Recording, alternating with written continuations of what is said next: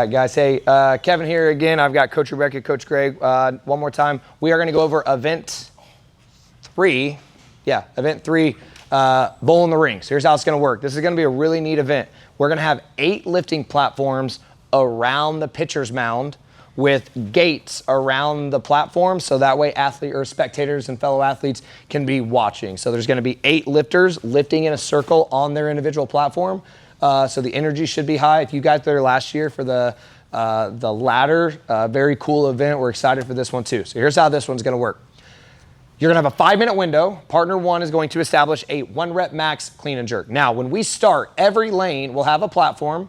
They'll have a bar, and there's going to be 2 45s, 2 35s, 2 25s, 2 15s, 2 10s, 2 5s, 2 2.5s. Every lane will be outfitted. If you think you will need more weight before we start, we'll have extra weight in the pitcher's mound area.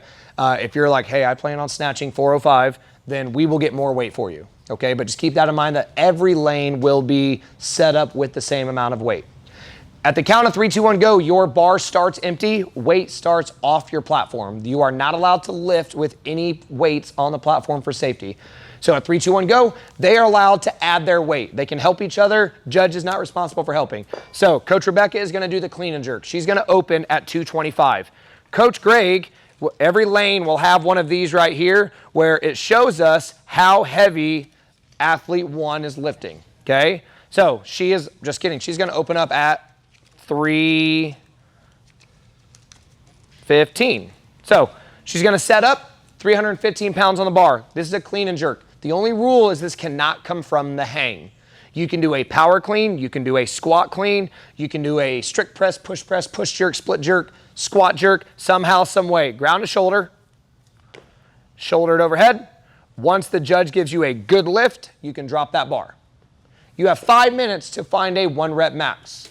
Your lift must be started before the 5-minute mark. So I'm going to give you a 5-second countdown. If I say 5, 55, 56, 57, 58, 59, she can finish her lift. But at the 5-minute mark, once she finishes her lift, they're already on that 1-minute transition. During that 1-minute transition, what must happen is all the weight must be stripped off the bar, off the platform, and partner 2, there's a fly testing me, partner 2 will then have 5 minutes to establish a 1 rep max snatch. So again, partner 2 will start with an empty platform, empty barbell, weights off the platform. Partner 2 comes in, any snatch is available. Okay, same thing here. Coach Rebecca is now responsible for switching out their name placards. They can power snatch, they can squat snatch,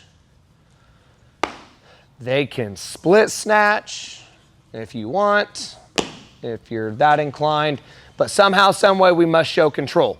Now, same rules, the lift must be completed, started by that 5-minute mark. So if it's 55, 56, 57, they're allowed to finish that lift. Once they finish that lift, your score will be the clean and jerk total weight, the snatch total weight. There'll be 2 separate scores, okay? Some safety things. 1, you must have clips on, and each lane will be equipped with some clips.